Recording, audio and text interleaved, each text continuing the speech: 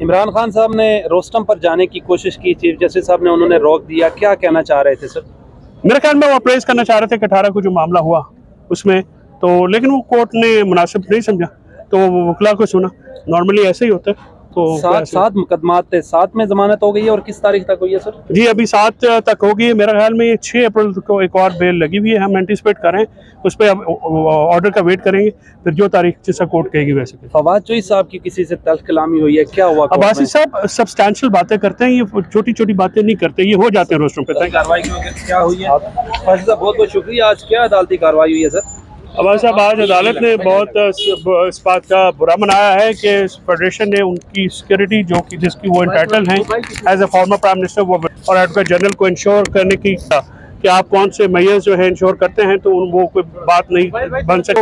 अदालत ने इसका नोटिस लेते हुए ये कहा कि आप जो स्टेट अथॉरिटीज़ हैं जिसमें पुलिस भी है, लॉ इन्फोर्समेंट एजेंसीज हैं, उन्होंने कहा कि उनका काम है अपने शहरियों की जान और माल की हिफाजत करना, ना कि इंटीरियर मिनिस्टर साहब के बगैर नाम लिए रेफर किया। उन्होंने ये कहा कि जिसे सिक्योरिटी देनी है वो अगर खुद इस किस्म की लूज स्टेटमेंट देंगे तो सिटीजन जो है वो थ्रेटन टू फील करेंगे, क्योंकि कल राना सनाउल्लाह साहब की जो स्टेटमेंट है उसके अगेंस्ट भी एक पिटीशन जो है वो सुबह टेकअप होगी और उस पर ऑब्जेक्शन जो है वो जो उसको कर लिए गए हैं। अब सुबह जो है इंशाल्लाह वो टेकअप होगी, जिसमें मैंने ये कहा है इमरान खान साहब की तरफ से पिटीशन फाइल है कि जो थ्रेट्स दिए गए हैं और वो जो नेफेरियस डिज़ाइन है इमरान खान साहब को एलिमिनेट करने का, तो कल का जो इंटरव्यू है वो PML नवाज के टॉप लीडरशिप की बहस पे है, वो बैटमेंट है 109 में वो शामिल हैं, उनके मशवरे उनके माँ पे ये इंटीरियर मिनिस्टर ने दिया है और इमरान खान साहब की लाइफ को जो थ्रेट है वो बहुत इंक्रीज हो गए। सर फैसल साहब 109 तो इक़दाम कत्ल होता है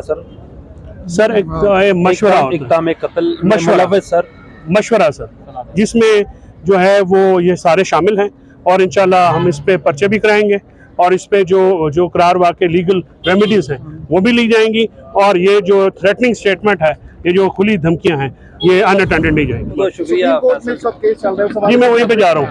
क्या कहना चाहेंगे, क्या एक्सपेक्ट कर रहे हैं? बिल्कुल वो एक ऐसा केस है जिससे पाकिस्तान की तारीख तय होगी और पाकिस्तान में जो इस वक्त एक ये PDM ने और स्टेट अथॉरिटीज़ ने ये सरजमीन बेआइन बनाने की पाकिस्तान को जो एक कोशिश की है, ये उसके खिलाफ जो है सुप्रीम कोर्ट खड़ी हो सकती है, अवाम खड़ी हो सकती है और सुप्रीम कोर्ट का ये फर्ज है कि वो मुनीर मूवमेंट जैसे मुनीर के लगाए हुए जो धब्बे हैं वो उसको वॉश आउट करे और आइन के मुताबिक इलेक्शंस का ऑर्डर करे। ये जिस तरह की ब्लेटेंट इलीगैलिटी जो कॉन्स्टिट्यूशन को तोड़ा गया है इलेक्शन कमीशन की तरफ से, वफाकी हुकूमत की तरफ से और इदारों की तरफ से जिन्होंने पैसे और सिक्योरिटी देने से इनकार किया, उन्होंने आईन पाकिस्तान की राह में रुकावट डाली, उसको अज़्व मुअत्तल किया है।